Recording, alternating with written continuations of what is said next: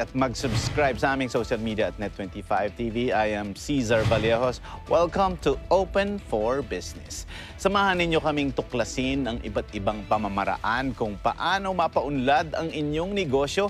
Aalamin din natin mula sa mga eksperto ang mga pangunahing trends at mga estratehiya kung paano natin mapapanatiling ang negosyo, maliit man o malaki, ay maging laging open for business.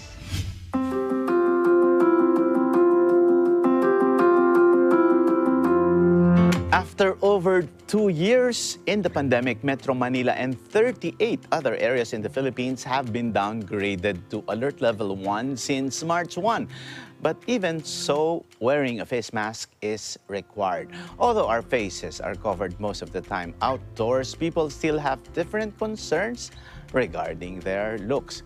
Siguro pamilyar na kayo sa maskne o kaya yung pimples na dulot ng pagsusuot ng mask.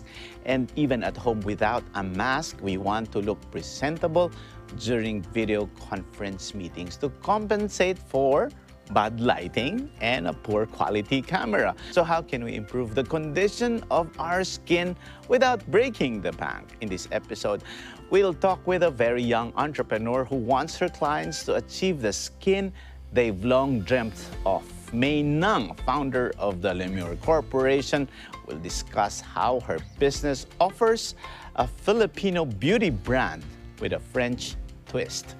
All these in this episode of Open for Business.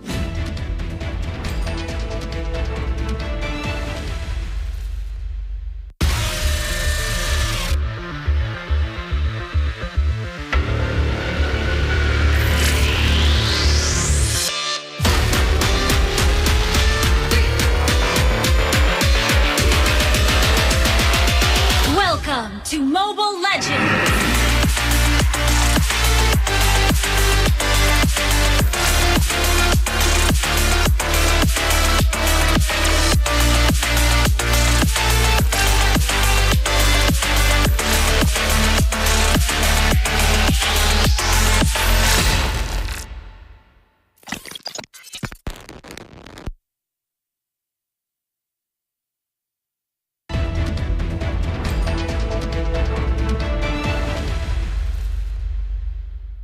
Welcome back to Open for Business. Today we have Miss Mae Ng, founder and president of Meur Corporation. How are you, Miss Mae? I'm good. How are you? It's nice to meet you finally out of virtual.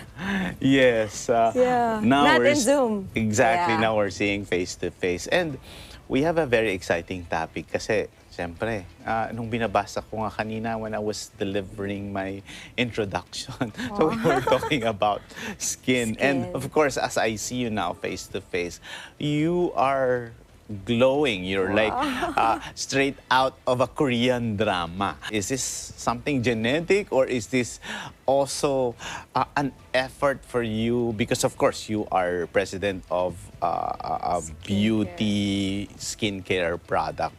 What is your idea of skincare? Well, first of all, like, I don't have this skin ever since. Like, grabe. Ever since I was a kid, like, grabe yung breakout ko. That's why I've been to a lot of derma clinics, locally and internationally. Like, I tried so many clinics na. Kasi I was really frustrated with my skin eh. Like, even though try ko na lahat, like, ubos na yung pera mo, wala pa rin nangyayari. So yun, and then parang later on, that's what's motivate me to create my own brand of aesthetic clinic and a skincare brand. Because pinag-aralan mo talaga kung ano yung mag-work sa skin mo. And well, unfortunately, nag-work naman siya sa lahat ng tao now. Well, mostly. Yes, but Miss Mae, you mentioned about skincare and people are very concerned about it. Katulad nga ng sinabi natin kanina. Even during the pandemic, di ba, if they're, during the lockdowns, people still would want to look good. They still would want to look fresh. Is this part of also the preparation for Meur Corporation? Like, we know that we were talking off-cam kanina, paano nagsimula yung Meur? And you said, oh, it was born out of the pandemic. So that's very interesting kasi a lot of the businesses were closed and they were discouraged during the pandemic. How did you start? I started first with the skincare brand, which is the Meur Skin. So, nagsimula kami ng February 2021 in the middle of pandemic. Wow. But prior to that, pinag-aaralan ko na siya like for 3 years na. So, madami trial and error, tas sa packaging and all that. So, hindi siya like impromptu na, oh, gagawin ko to kasi pandemic. No. So, parang timing is everything talaga. That parang yung time na yon, parang everything is ready. Like, eto na siya. So, nagulat din ako. Like, oh, I can really do it now. And it's pandemic. So, I was shocked also. And then, after that, February, so, e-commerce business kami. So, it was online. So, Shopee, Lazada, ganyan. So, later on, nag-open naman si aesthetic clinic, which is the Meur Aesthetics last May. So yung interval niya, sobrang dikit lang ata. I think 2 months or 3 months. So yun. And then now, since 2 brands kami, like we have Meur Skin and Meur Aesthetic are different. Like, si Meur Skin, ginagamit namin siya. Like, we have our own brand of skincare inside the clinic, but the Meur Aesthetics also has their own machines. Na kami lang usually yung meron. Wow, Yeah. wow, that's interesting. So, let's go back to that pandemic time, di ba? Parang sinasabi nga natin na for some businesses, lalo na yung mga veterans nga din, di ba? Yeah. Sila, they lost hope, you know, some Yes. were, some declared bankruptcy, but here you are, a very young entrepreneur, and you said, you were into e-commerce. And siyempre, pag sinabi, Miss Mae, na skincare yan, medyo, di ba, medyo pricey yung iba, tapos Like, yung maraming iba... competitors. maraming competitors. Yeah, So, like, crowded. what was running in your mind? Ano yung parang, di ba, parang, and a lot of Filipino women are into, whitening also, Yes. skincare talaga in general. Well, basically, because I was really frustrated dun sa skin ko. So parang, kaya talaga yun yung naisip ko na maybe something that I can turn my weakness into my strength. That's why, like, nag-create ako with a formula that really works for me. And then, I came up with that idea na, I can really sell it. Kasi madami din frustrated na ibang tao na hindi nila alam ano nang gagawin nila sa balat nila. Like, they spend a lot of money already. But yun, and then, I think, as a Filipina, kasi sometimes, we are a third world country and then we got colonized. Sometimes we settle for less or like, okay, parang, dito na yan, okay na yan, yan na. But for me, we deserve the very best when it comes to like everything, especially in skincare. That's why our skincare is imported. But I'm not being what do you call that? Like, parang you don't love your own. I do love my own, exactly. but here in the Philippines, our resources is very limited. Unlike like globally, like andun na lahat. Like this ingredients, this ganyan, blah, blah, blah. And then you can create a vegan ingredients na hindi siya makakaharm ng balat. At the same time, gaganda yung balat mo. Kasi di ba parang tayo, sige, kahit masakit yan or whatever, go lang kasi gaganda naman yung skin mo. But you cannot let yourself suffer that extreme pain just para gumanda lang yung mukha mo, di ba? Tama. So, ayun. And then, that's why I came up with this idea. Kasi parang, yun. And maybe siguro, Miss Mae, since you are still very young, you had to really explore, di ba, a lot of, explore a lot of ingredients or techniques coming from different countries. Yes. So, and it's also a good insight when you say that you tend to look not only of the ingredients here in the Philippines, but also you do your research abroad. Ano yung nakikita mo na mga trends doon sa ibang bansa? Like, siyempre, that's the reason why you are putting a French twist into your brand, di ba? Ano yung mga trends doon sa ibang bansa? Nakita mo na, uy, okay ito sa Filipina. Yeah, kasi, well, yung internationally, sometimes yung skincare kasi, it's part of their routine, not because they are responsible for that, na gusto kong gumanda yung balat ko eh. They're doing that because that's part of like them relaxing. So sometimes kasi parang, okay naman yung skin ko, hindi na ako magsi-skincare. Pag nagka-pimple ako, doon na lang ako magsi-skincare, which is, for me, not really advisable. Kasi mas maganda na parang prevent mo na, bata ka pa lang or what. Kasi parang we have to take care of ourselves as well as our skin then. So, ayun, like, for example, European people, like, ang dami nilang spa, just skincare lang, Like, they spend a lot of money in skincare, like, from facial wash, from toner, from moisturizer, all that. And imagine how they love to take care of themselves, their skin. So, I think Filipinos should be like that also, na parang, not just, oh, okay na to, it's mura lang pwede na yan, ganyan, di ba? Pero kasi parang it's part of it na parang, okay, tired ka from work, tapos parang iba, tatamarin ka na, di ba? Pero mostly kasi parang part of their routine to relax, na parang, oh, hilamas ka face, tapos toner ka, tapos lagay-lagay ka ng kung ano-ano, mga ganon. So, yeah. Yeah, that's very interesting, Miss May. Kasi parang sinasabi mo, hindi lang yung skincare per se, but it's a way of... taking care of yourself. Yes. Yeah. Yeah. With the two brands or with the two entities that you are doing now, saan mas challenging? Kasi di ba, of course, when you talk about nabanggit nga natin, having a skincare line, there's also a lot of competitors. And when you talk about aesthetic clinics, then, di ba, there's established brands then. And there are, doctors, there's a lot of dermatology. So, as a young entrepreneur, parang how do you manage to really find that unique selling proposition? Well, siyempre, pag gusto mo talaga yung ginagawa mo, nothing is impossible. Like, magugulat ka na lang, nandyan na siya. So for me, yun yung pinakakailangan mong isipin na, wait lang, before you jump into something, gusto ko ba talaga to? I mean, sasaya ba talaga ako kahit napapagod na ako? Kasi ako, like, super hirap. As in, like, you can't imagine from day one up to now, like, iba-ibang problems. But you maintain great skin.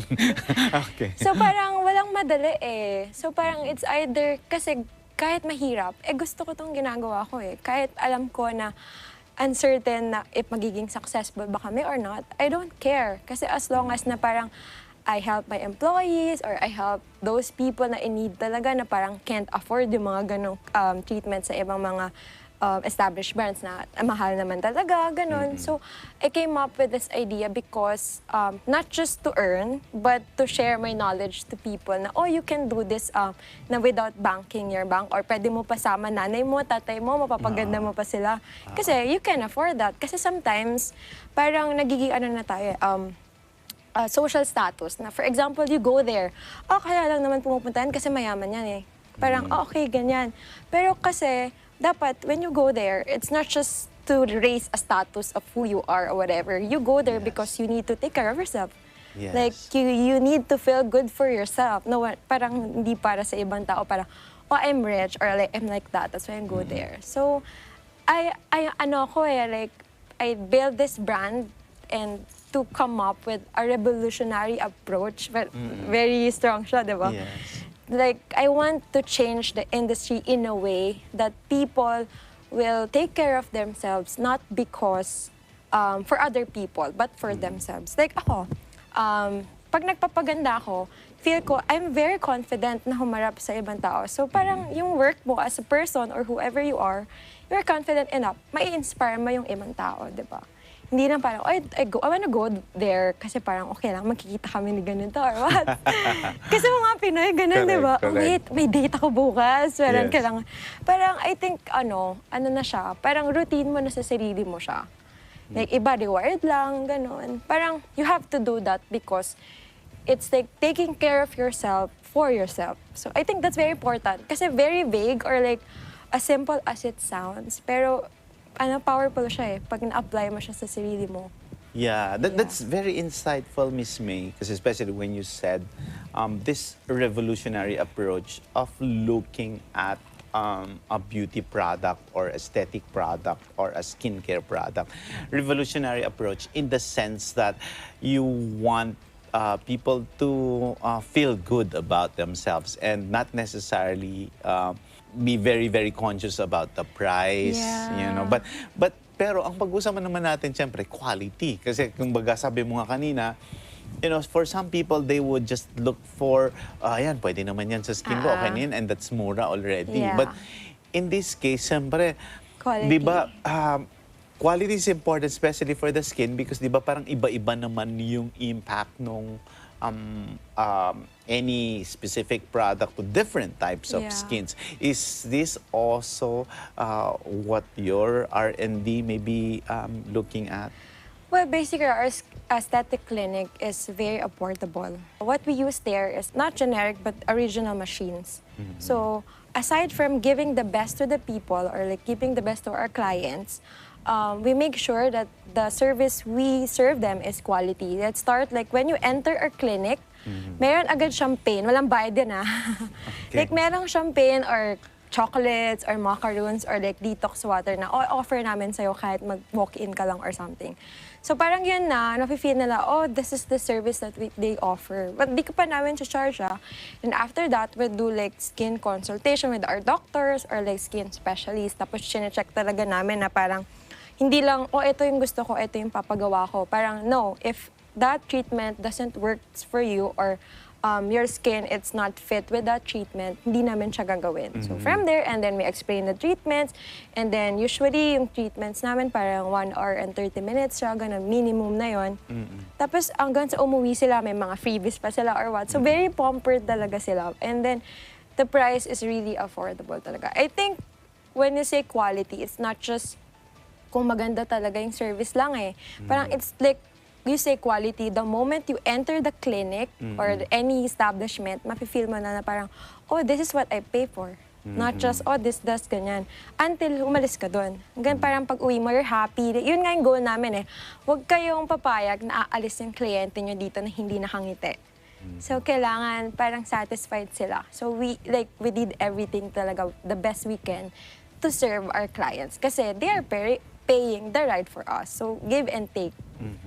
So, Well, I think, Miss May, that also is part of what you can say a revolutionary approach. Kasi sabi mo nga, skincare and this aesthetic clinic is also about pampering, di ba? Yeah. Kasi the operational word is pamper. Pamper. So, when you go there, parang people would want to relax. Yes. People would want to Not have a murder me their time. face. Yeah. Di ba? Or experience pain, di ba? Yeah. But how do you check on customer behavior naman? Talagang inaalam nyo ba? Parang like say in your case, di ba? Parang different skin, different skin tone, and different likes, di ba? Parang Yes. women, basically general, people would have different ways or likes in terms of pampering themselves, di ba? Ano yung, kumbaga lalo na doon nung panahon ng pandemic at saka nung paglabas na, parang Yeah. post-pandemic, ano yung na-observe mo na parang, siguro bibilin ko tong machine na to kasi parang people want to Yes. go slimmer na, napakain sila noong pandemic. So, meron bang mga changes doon sa customer na na-discover mo and then you are now developing products or services or buying new machines to address these new behaviors of consumers? well, basically, people, gusto nila effective and they give a significant result to them. So, Tama. kung pupunta ka doon, kung wala naman mangyayari sa'yo, it's a waste of money. So, bago ko talaga i-acquire or i-release yung machine na to, I made sure na effective to. Tinatry ko siya sa sarili ko. Like, ako model ng mga staff ko. Hindi nyo siya pwede gawin sa ibang client natin hanggat hindi kayo pumapasa sa akin. And knowing that I've been going in and out to this beauty industry, Okay, alam ko right. na yung standard sa hindi effective sa effective. So, syempre, hindi ka naman bibili or hindi mo naman ibibigay dun sa client mo na hindi effective sa kanila. I think yun yung first move. And second is, well, as I said, na you give a significant result to them. For example, first few sessions, nakikita nila na parang may talagang changes na. So, doon ka talaga, yung value of reposition of your brand and products, dapat may pagbabago or may help talaga sa tao. Not just to like come up with something, oh, ito, ganyan, bigay mo sa kanila, not knowing if effective ba to, gumagana ba talaga siya. So, yun, kaya as a owner or like as a business owner, parang tayo talaga yung first customer palagi. So, always. Okay. We were also talking about Filipino women, pero 'di ba ang skincare naman, Miss May, hindi lang naman Yeah, for Pinay, 'di ba? For everybody. everybody from Yes. yung mga bata, mga teenagers at napapansin ko, marami rin mga men. They really love their skin. Yeah. Yan. In terms of creating a wider customer base, what is your strategy? Na talagang, are you positioning Meur only for women, or do you also make sure that you reach different markets? Actually, Meur Aesthetic Clinic and Meur Skin are really good for men and women. Like, we cater all the variety of clients and consumers. Why? Because first, when it comes to men, usually kasi they don't want na parang ang dami nilalagay. So we recommend this, eto lang sa'yo, parang for men, we recommend facial wash lang and toner. That's it, and sunblock. Kasi they don't want to put a lot of like things in their skin. Yes. And next, when it comes to like they're going to the clinic, I'll tell them or like ask them, parang this is the best treatment for you for like hydration or something like that. So meron din kaming parang recommended or suggested treatment just for men and for women. So talagang we cater not for like teenager, meron din for mommies, meron din for like older men and women, so lahat. So parang we created a different techniques or like a different strategy for that. Well, sa ngayon, madami din naman kaming men clients and teenagers kasi safe for everyone. So perfect for all skin types. Like for example, your skin type. So you can get or use or you can get Meur products and you can try our treatments also. So yung mga ganon na they have to know, people will have to know na not just because you're man or not just because you're too caught up with your work or something, hindi ka na pwede with this. As you were saying, Miss May, it's like a family affair. Parang you Yes. bring your whole family to pamper. Yes. Some people would say, I don't have the time for an entire skincare regimen. Pero nabanggit mo nga, di ba, parang men, they don't usually put a lot. You know? Yeah. Pero your consultation, very personalized in the sense na parang, okay, you deal with what each one would need? Or do you also have some products and services na can be applicable to anyone? Lalo na ngayon, halimbawa nung pandemic, mga tao napapakain. Parang they want, everybody yata would want to go back to ano yung sinasabi nilang balik alindog. Body goals. So body goals. Yes. Okay. So with body goals, parang is that, the trend now? People would want to go back to how they looked before COVID-19. Well, basically, I don't like the word saying na I don't have time for the entire skincare regimen. Let's start there. Because it's like, wala akong time para sa sarili ko eh. That's what you're saying eh. Which is not good. You should make time for yourself, diba? Parang hindi naman like the entire time is kakain na siya for your skincare regimen. Well, it's understandable that people hindi kaya yon kasi matagal. But it's yourself, so you should make time for that. And during the pandemic, naka-apekto talaga siya this time sa lahat ng businesses, even us. Kasi like the moment we open, like May, for example, the clinic we opened May, after 2 months, nag-lockdown agad. So imagine, kaka-open mo lang. Nag-lockdown ka Tapos na. sarado kami for 3 months, di ba? Like, hello, we're closed, ganyan. And then, nung nag-resume naman, well, we're really fortunate na sobrang like beauty industry is really booming. I don't know, but for me it is like syempre I've seen the transition na bumabalik sila even nung mga September or like October last year na parang talagang yung COVID is nandun pa din. But meron pa din talaga mga tao na nagbibigay ng oras for for themselves. So, kailangan lang natin to like raise an awareness to those people na ayoko yan, sayang oras ko dyan. Hindi dapat. Kasi it's not like you are wasting a time for yourself. Eh. Like, ikaw, you work because you gave or like it is for yourself so that you have your basic needs and something. So, yeah, I think that's my stand there. Now, it was something that has been experienced by a lot na parang after you opened, tapos Yeah. parang you closed again after. But my question there is, were you prepared for digitalization? As I see you, di ba, you're a millennial, 24/7 siguro. Miss May, you're online, di ba? Yeah, hindi na di ba, natutulog. we were talking, di ba, para that, I think that was 11 or 12, but it means to say that you don't stop and you are always online. Is this, and you mentioned about e-commerce as your Yes. strategy. So, paano mo naggamit yung online technology and yung digital solutions to really push your business to better results? Well, yun talaga yung major shift. Kasi yung pandemic, di ka mabubuhay if wala ka sa social media. So you have to invest a lot using those socials like Instagram, Facebook, TikTok, Twitter, or like any digital platform that you have. Yun, gawin mo like ads or something.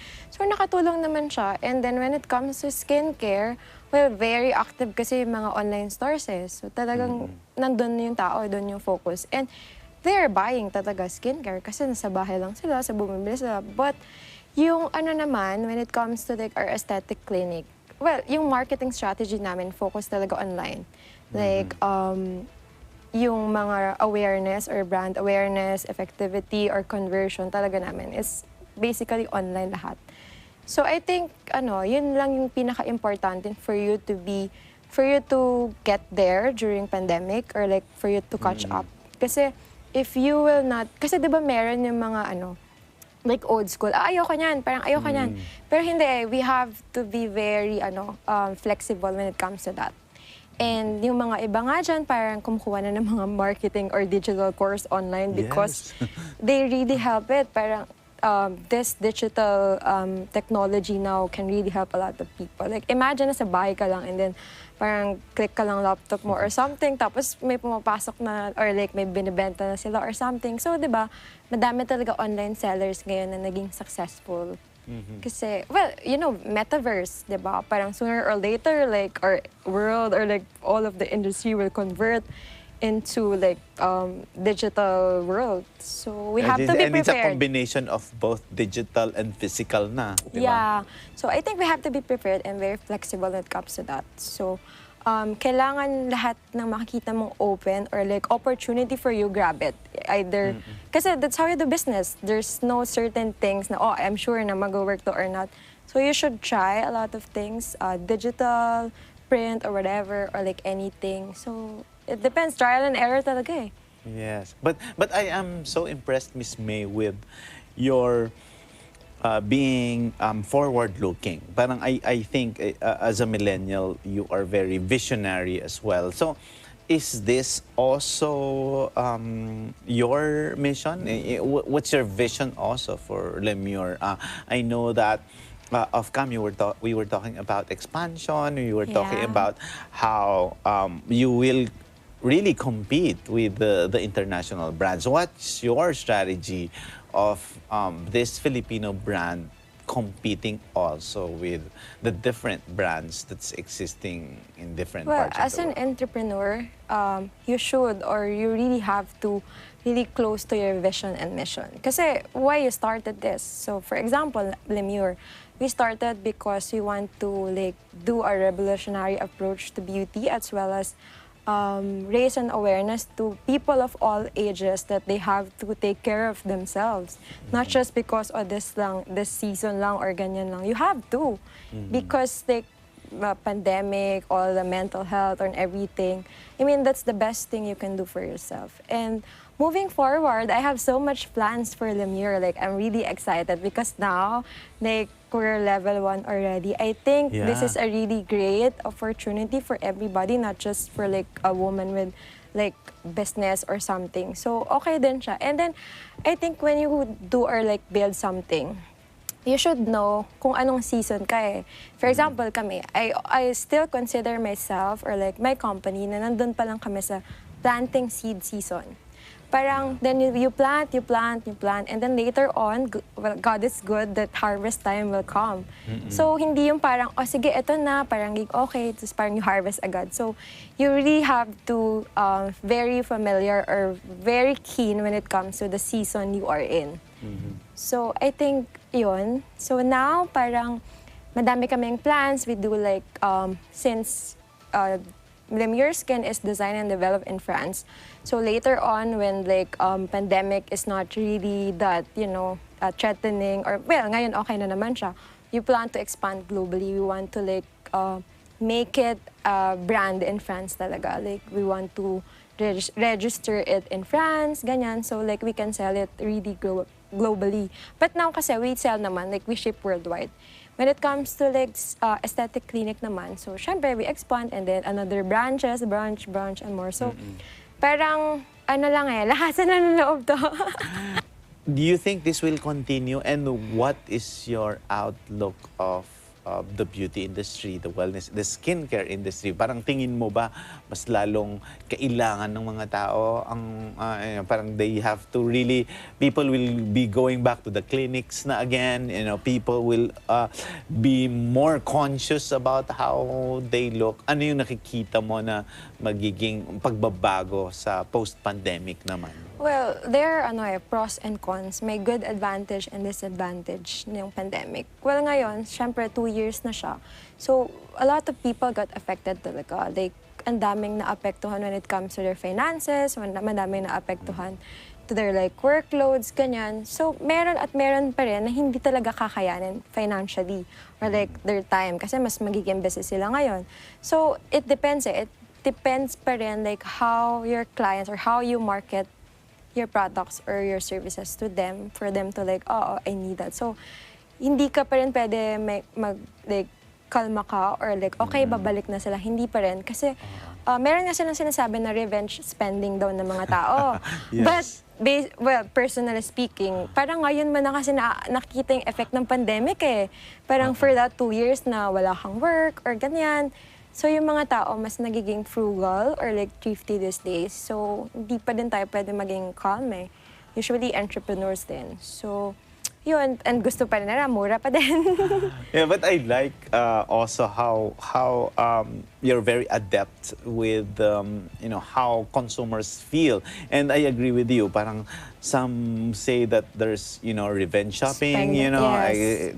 People really would want. Parang they wanted to really spend time now, but it's very insightful when you say na you have to also think on the other side na people would have to save pa because there might be another pandemic. Yeah.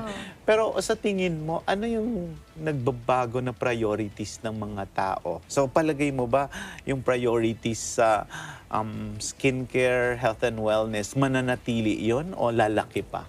Well, since a lot of people naman really raise an awareness when it comes to mental health, and one of the things that they can help us is like to take care of themselves, skin, or like go to the clinics, na feel good talaga sila. I think medyo nandun na siya for like 30% of the necessity of the people. Kasi like when you work, pagharap ka sa mga tao, like ngayon may physical reaction na or interaction na, kailangan maganda ka or like okay skin mo or ganyan. So, nandun na siya, 30% or with the market shares or something. So, yeah, I think it will goes up naman, hopefully. I'm very positive when it comes to that. Kasi knowing now na there are some online leaders na raise an awareness naman when it comes to that. So, I'm very positive. Actually, we are planning now with some expansions with our clinic. Like we want to branch out here, there. So, yeah, I think people naman knows na the beauty industry or like going to those derma clinics is 30% necessity of their lives. Wow. Yeah, interesting. Yeah. And actually, a lot of us are experiencing that. And since we are almost in Zoom meetings as well, Yeah. so people would still want to look good, and kaya nga yung minsan nakakadaya pa kasi a lot of people also use filters, di ba? No filter. Hashtag Lemure, no filter. Okay. Now, Miss May, I think from the time we started, people are very interested with your products and services because you exemplify, how beautiful and very intriguing your products are. So, what are these products and services that they may avail in from your office, from your business? So we offer a variety of skincare products, like from whole skincare package, from toner, skincare, moisturizer, sunscreen, lahat nandun na. So, you can check us online. We have naman our Lazada store, Shopee store, website. And then they could also buy in our clinic. And when it comes to Meur Aesthetics naman, and our first or like Quezon City branch is located in Banawe. So, we're strictly by appointment only. So, yeah, tawag lang sila. They can search our Meur Aesthetics online and then nandun naman lahat ng details. So, yan. And before we go, people will be asking, but you discussed a lot of things already on how on Dami kong the chika.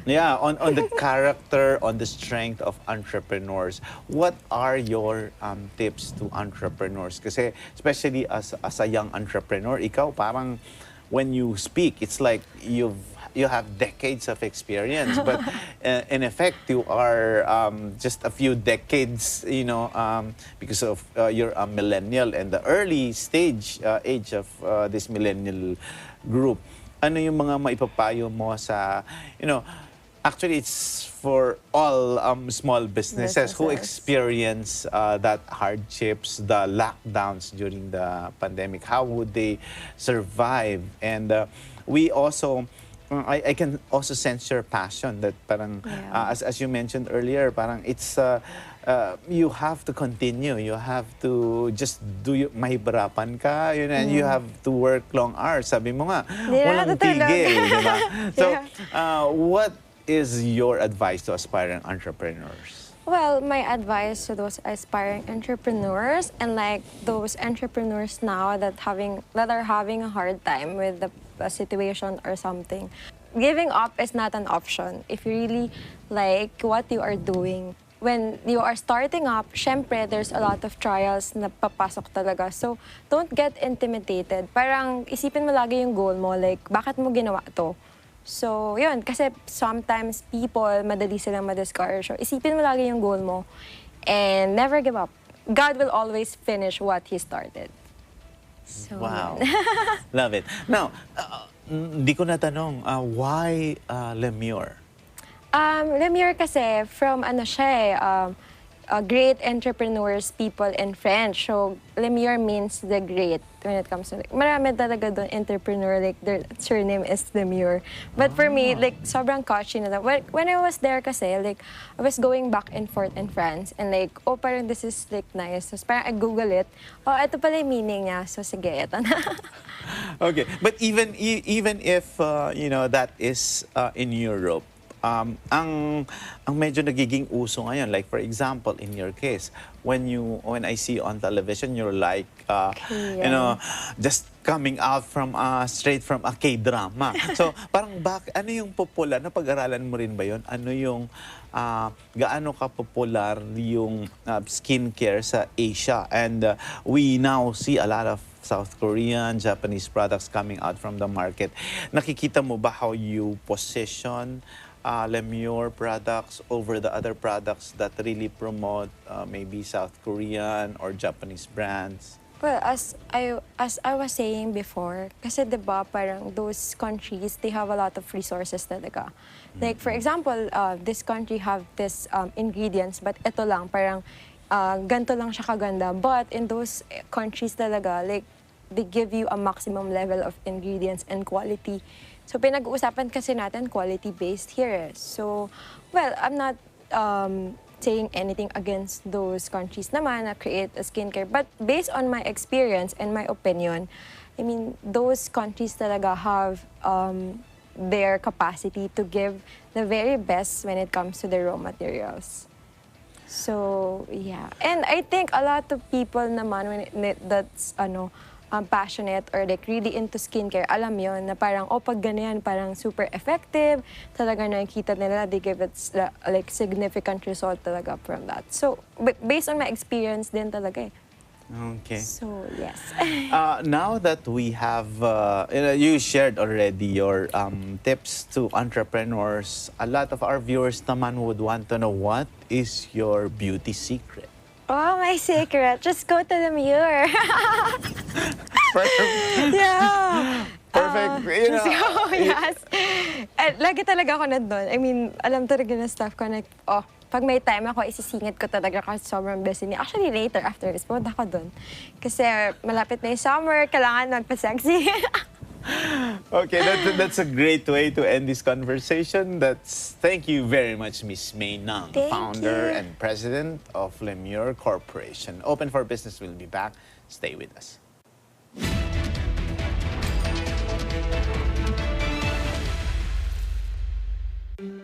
Alam namin ang iyong pagsisikap.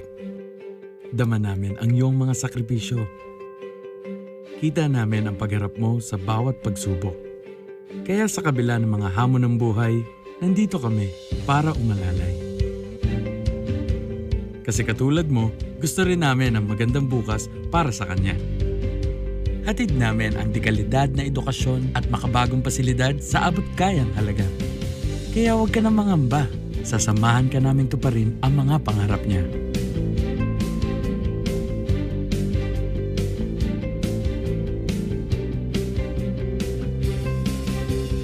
Maaasahan mong sulit dito ang mga pinagsikapan mo. Sa aming mga makabagong pasilidad at sistema ng edukasyon. Mailalabas natin ang aking talino at mga kakayahan niya. Kahit sa munting halaga, makakasiguro ka na makakasabay siya sa mabilis na pag-ikot ng mundo. Sa new era, karamay mo kami sa bawat hamon. Kaagapay mo kami sa bawat hakbang. Kasama mo kami sa bawat ngiti at tagumpay.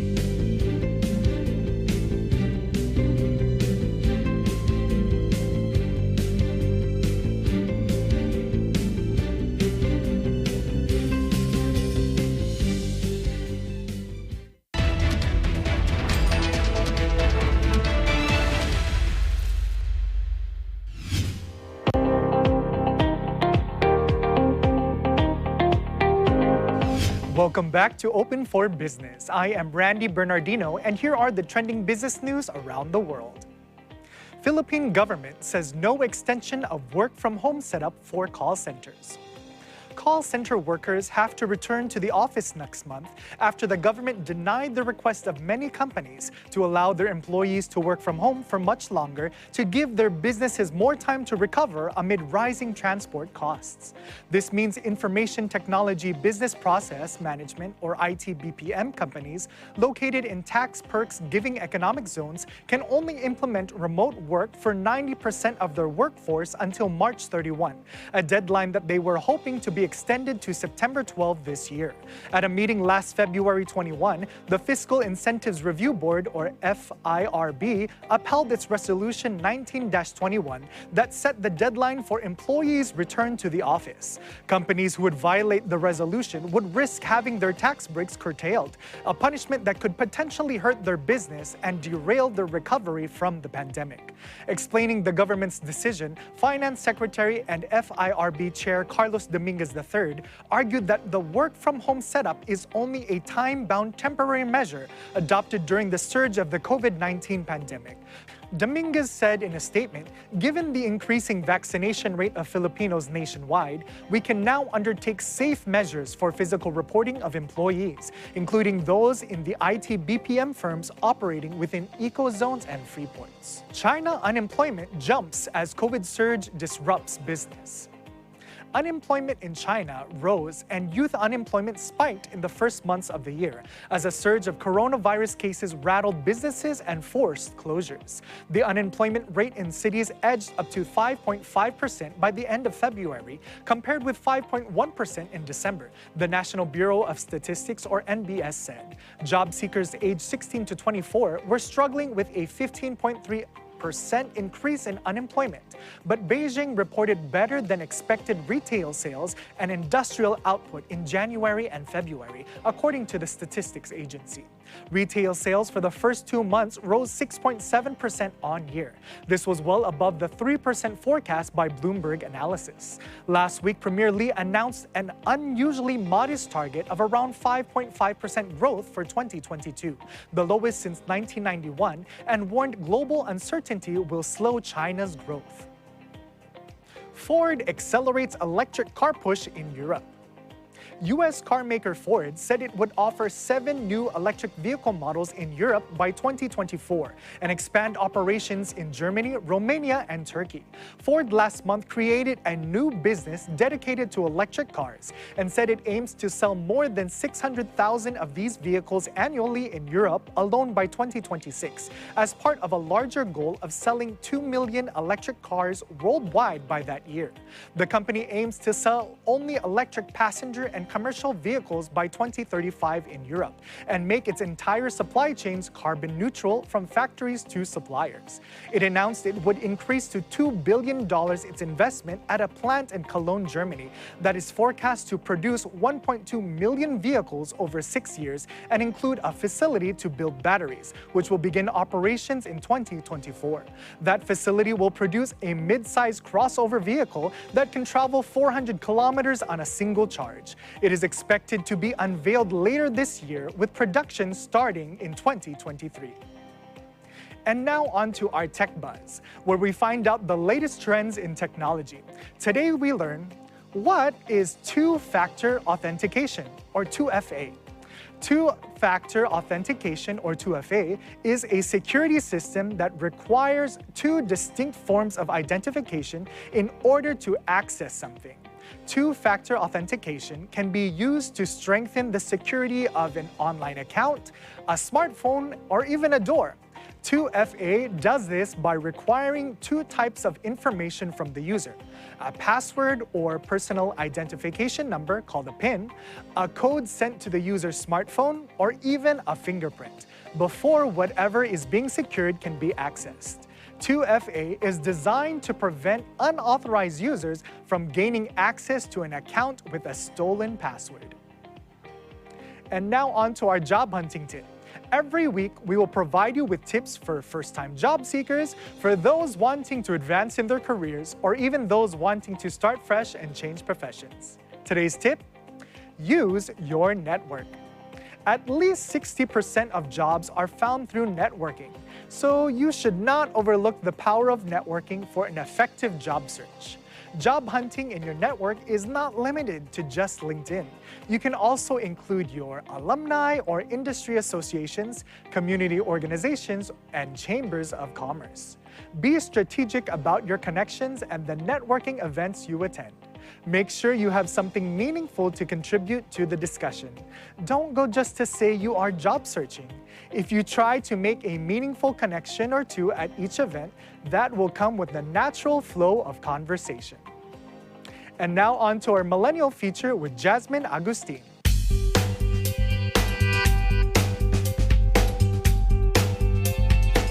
Have you ever pondered what distinguishes experts from the rest of the pack?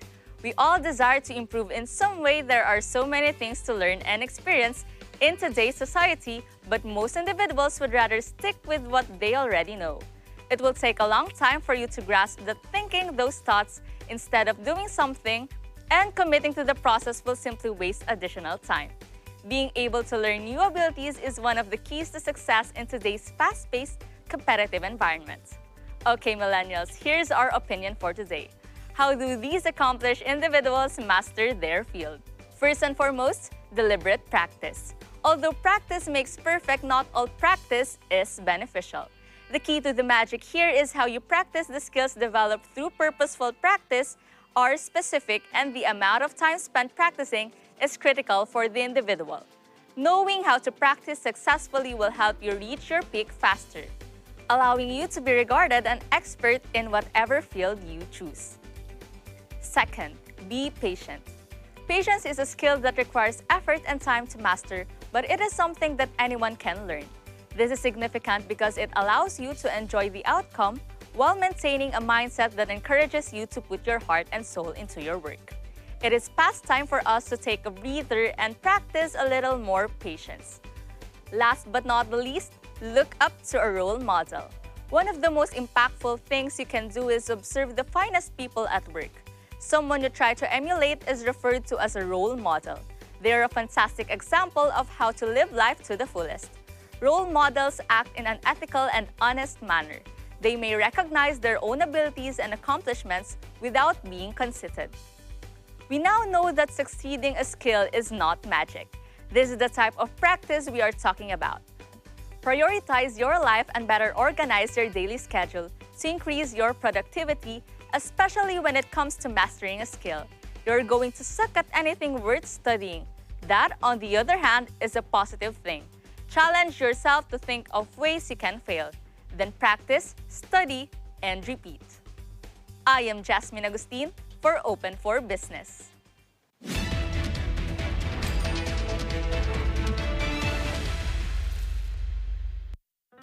Minsan sa bayan ng pinagkaisahan, may dalawang pusong nagkaibigan.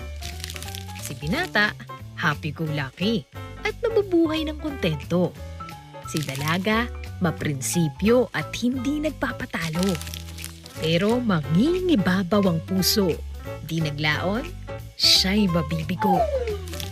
Hanggang muli silang nagtagpo. Sa bayan, sila'y manunuyo. Si Binata, nangakong magbabago. Sino matatalo? Si Dalaga, ayaw na magpaloko. Sino mananalo? Panalo o talo? It's you! Weeknights pagkatapos ng Mi Esperanza. Dito lang sa Net25, Prime Time ng Pamilya. Let's get together sa init ng summer. Mananalo ba ang prinsipyo ko? Magpapatalo ba ang puso ko?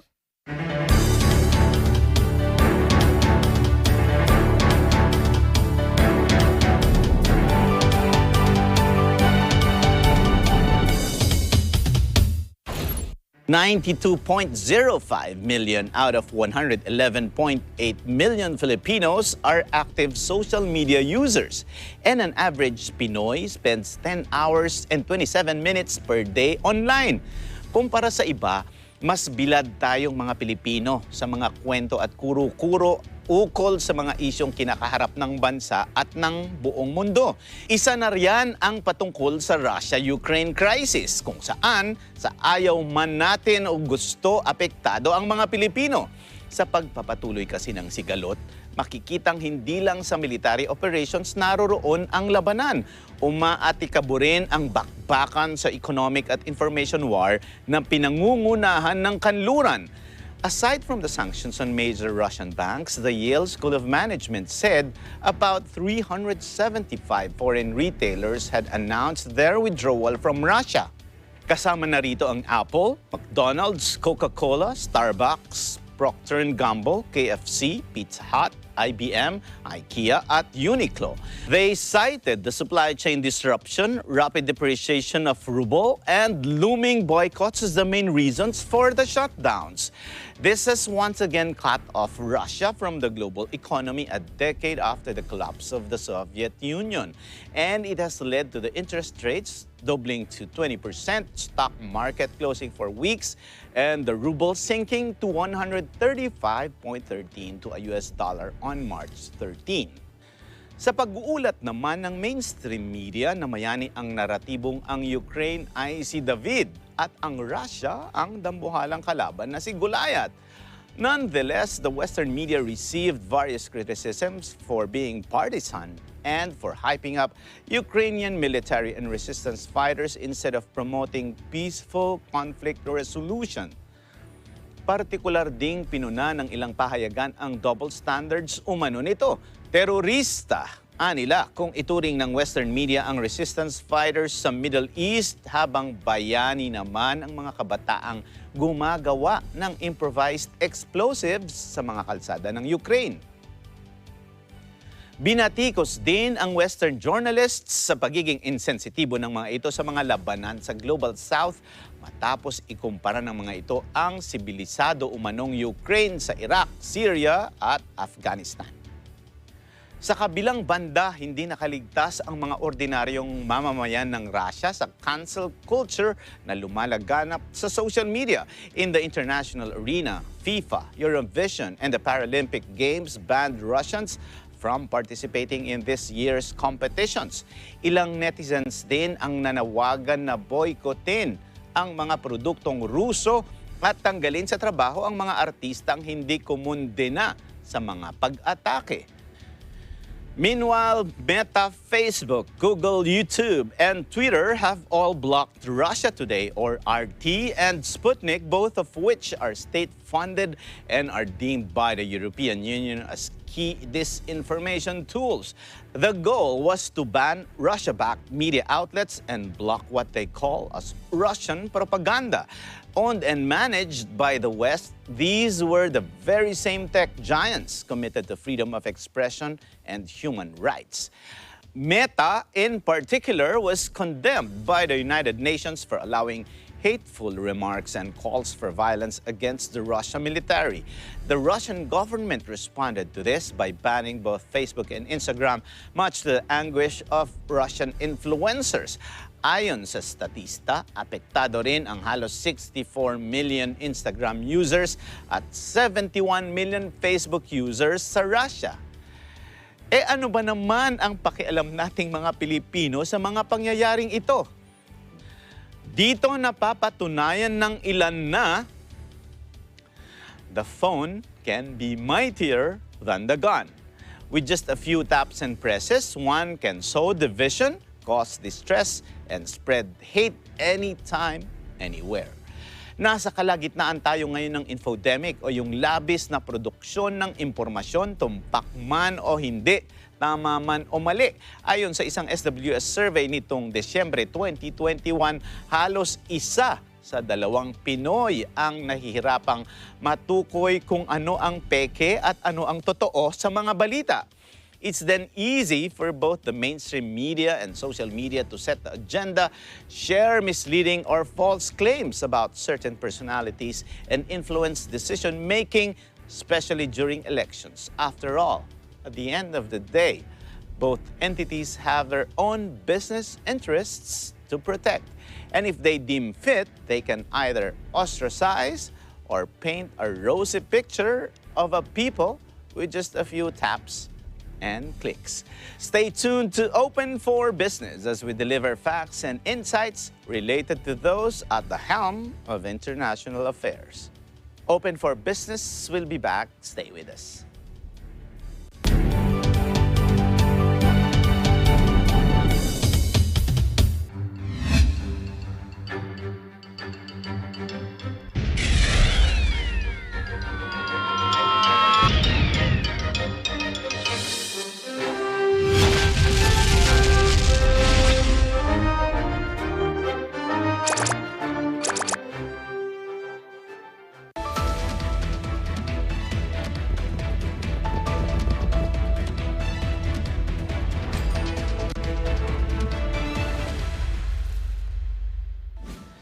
Open for Business is back, and our buzzword of the week is from the U.S. Food and Drug Administration. It's hypoallergenic. Hypoallergenic cosmetics are products that manufacturers claim produce fewer allergic reactions than other cosmetic products.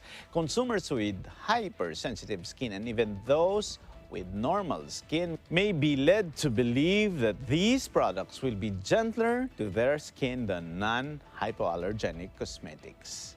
Sinong ayaw maging presentable mula ulo hanggang paa? We know how our outward appearance contribute to people's first impressions of us.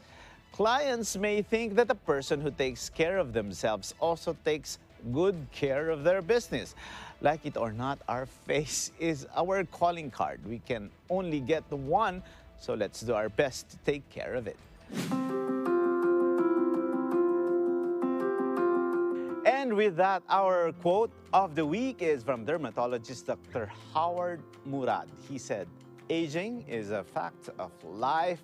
Looking your age is not." Maraming salamat sa inyong panonood ng Open for Business. Thank you to our guest, Ms. Mae Ng. Samahan ninyo kaming muli sa Open for Business sa susunod na linggo. Learn more insights from CEOs, thought leaders, industry experts, and SMEs promoting business development in the Philippines, keeping you informed and open for business. Be ahead of the curve from vision to action. Panoorin din ang programang OFB sa Facebook at YouTube. Mag-like at mag-subscribe sa aming social media at Net25 TV. Para sa Open for Business, ako po si Cesar Vallejos. We live in interesting times.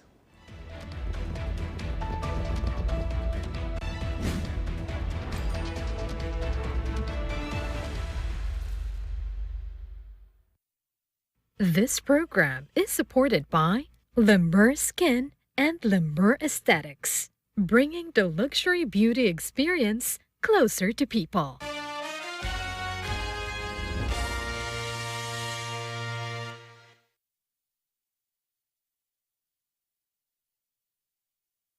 Sabi nila, habang buhay na karugtong ng puso ng ina, ang puso ng anak.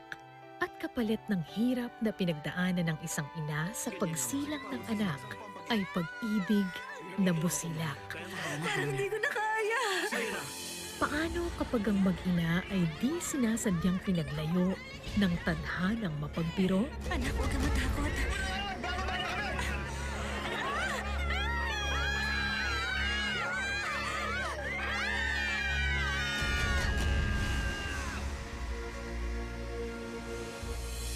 Nico! Kailangan ko makita si Nico! Hindi nila siya mahanap. Anong sinasabi mo?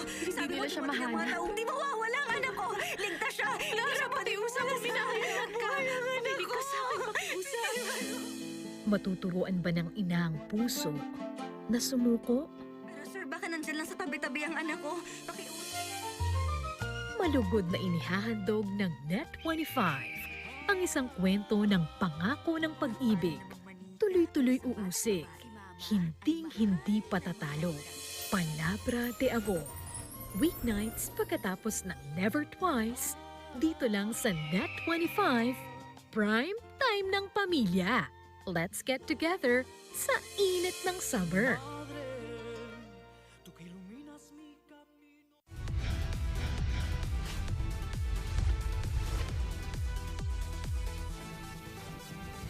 Lolo na matagal nang hindi makapagtrabaho mula nang maoperahan sa baga